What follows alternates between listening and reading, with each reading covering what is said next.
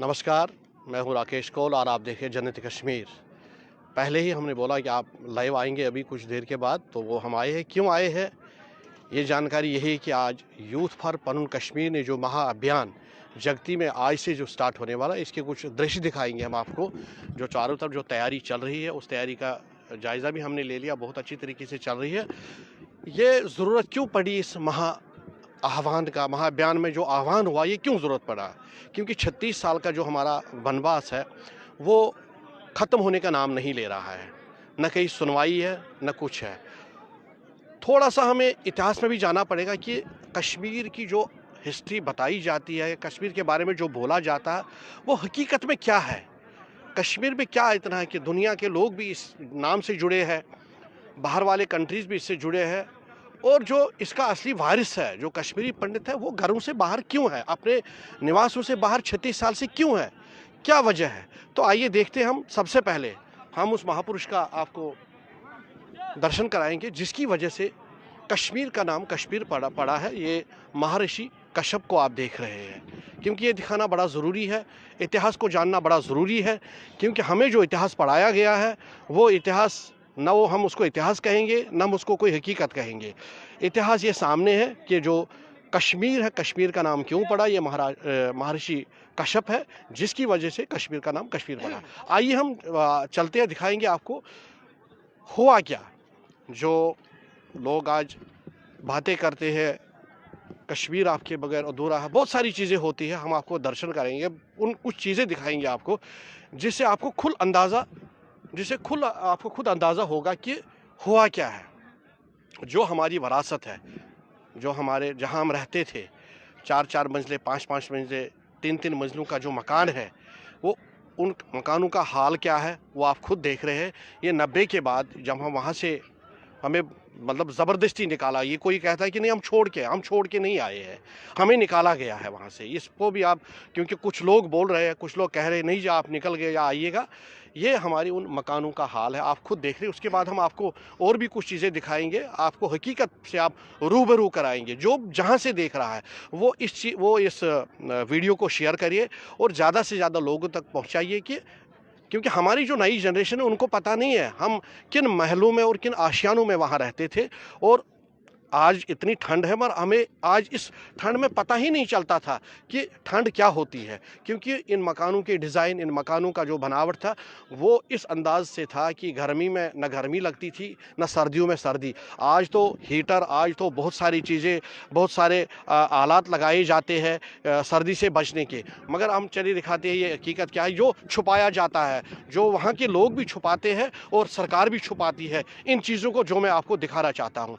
यह आप इन मकानों की तस्वीरें आप देख ही रहे हैं, खंडरात में जो तब्दील हुए हैं, उनके जो दृश्य आप देख रहे हैं। उसके बाद जब हम आगे चलते हैं, आगे हम जब अपना जो जिससे हमारा मेल, हम सबसे पहले आप देखिएगा ये मंदिरों के हाल है। ये जो मंदिरों की जो कुछ पिक्चर्स देख रहे हैं, या तो ये रेनोवेट हुए हैं वो इन्हीं 4-5 सालों में, या इनको डिस्ट्रॉय, वो भी जब दिखाएंगे आपको। फ़िलहाल हम आपको दिखाएंगे कि वो शिव मंदिर भी है बहुत सारी जगह, क्योंकि हम शिव के पुजारी ज़्यादा है, तो अमूमन जो आपको मंदिर मिलेगा वो आपको भगवान शिव के ही मंदिर मिलते रहेंगे हर जगह। कश्मीर में वो कोई गाँव नहीं जहाँ कश्मीरी पंडित रहता था, वहाँ मंदिर आपको दिखेंगे। और वो भी आज के नहीं, बड़े प्राचीन मंदिर है, प्राचीन 100-100, 200-200, 400-400 साल पुराने मंदिर है, 2-2 हज़ार साल पुराने मंदिर है, वो आप देखते रहेंगे। ये सारे वही है मंदिर, इनमें नाम भी लिखेंगे कहाँ का, गांदरबल है, बिजबिहारा है, क्या कहते हैं इसे, ये और अनंतनाग का है, या आप अनंतनाग का देख लीजिए है। बहुत सारी जगहों के, हमें बारामूला है, ठीक है, अच्छा, जिसको वारामुल ये है मंदिर, ये उड़ी का मंदिर है, जिस पर जो कश्मीर की जो मैं हिस्ट्री की बात कर रहा हूँ, उड़ी का ये मंदिर है, जो बहुत प्राचीन मंदिर है, बहुत प्राचीन मंदिर है, जो आप देख सकते हैं यहाँ। ये उड़ी का है, उड़ी का मंदिर है। उसके साथ साथ हम देखें श्रीनगर के जो ऐतिहासिक मंदिर है, वो उनके आप देख सकते हैं, उनका हम आपको दिखाएंगे।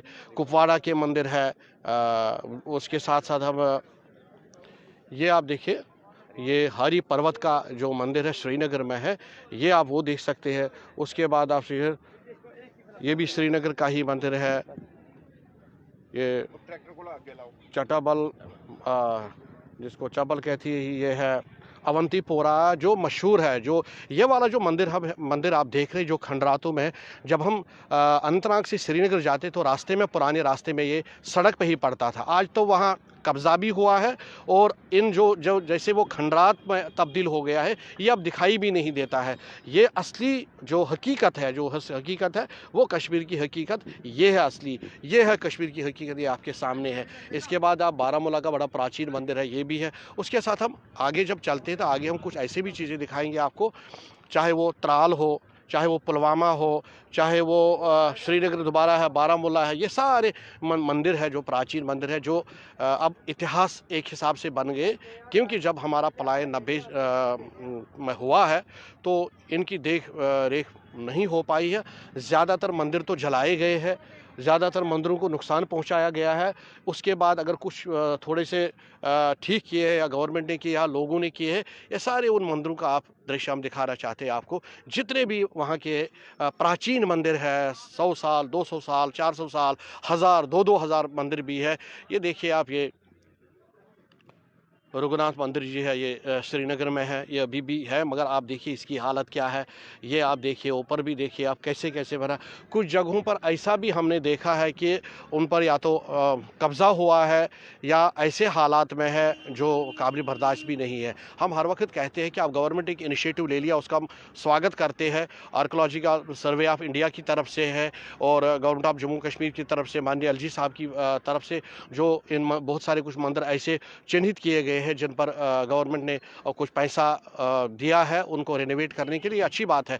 इसी मंदिर तब तक मुझे लग रहा मुश्किल है जब तक कि हम उन मंदिरों में पूजा नहीं करेंगे, हम जब तक वहाँ नहीं पहुँचेंगे तब तक ये बात नहीं बनेगी। ये मैं हकीकत और ये दृश्य दिखाऊँ, ये हकीकत हुआ है, ये बात कोई छुपी नहीं है। आप खुद देखिए क्या खंडरात है, किस हिसाब से है, किन जिन मूर्तियों को हम पूजते थे, जिस भोले शंकर को आप हम पूजते थे, ये देखिए आप, ये इसका हाल, ये देखिए क्या हुआ, ये देखिए है। ये हकीकत है जिस हकीकत को छुपाना नहीं चाहिए, कोई भी इन चीज़ों को छुपाना नहीं चाहिए।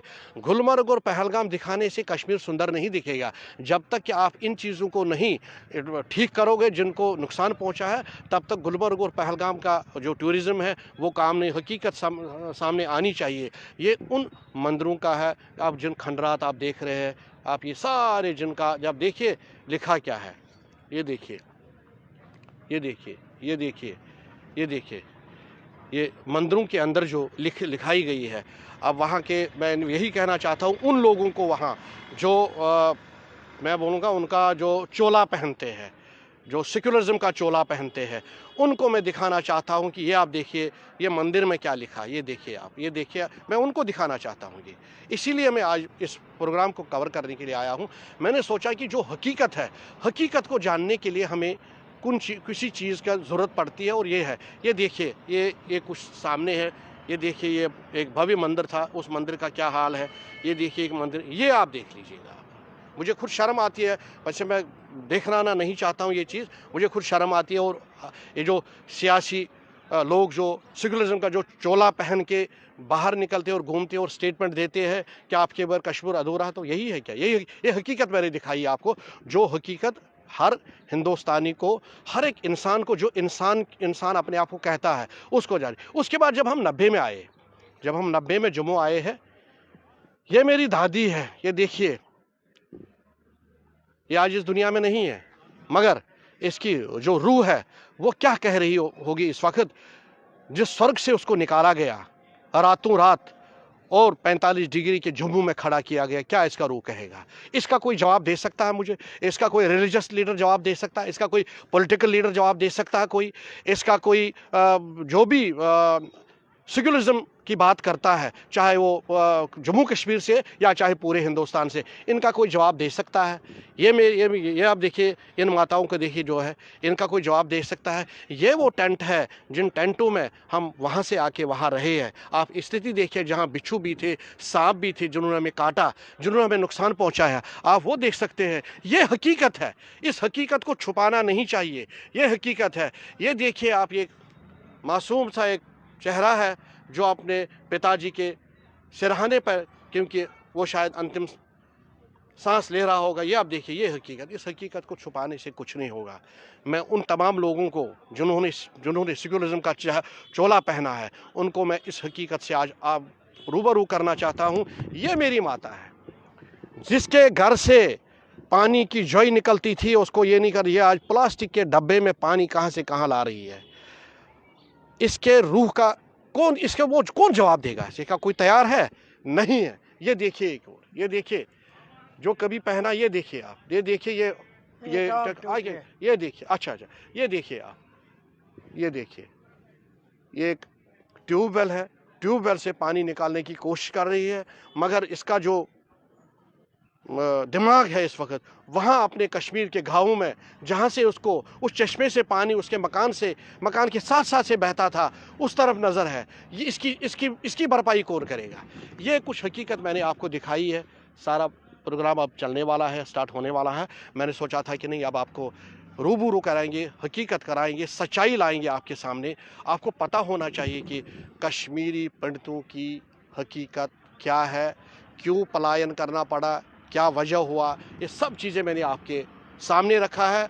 अब आप ही फैसला करिएगा, क्या 36 साल का कोई वनवास होता है? नहीं होता है। कौन जवाब देगा, कौन इसकी जिम्मेवारी देगा? ये मैं अब आपके ऊपर छोड़ता हूँ। जो ये वीडियो देख रहे हो वो जवाब दे सकते हैं। मुझे इजाज़त दे दीजिएगा और आप देखते रहिए जन्नत कश्मीर। नमस्कार।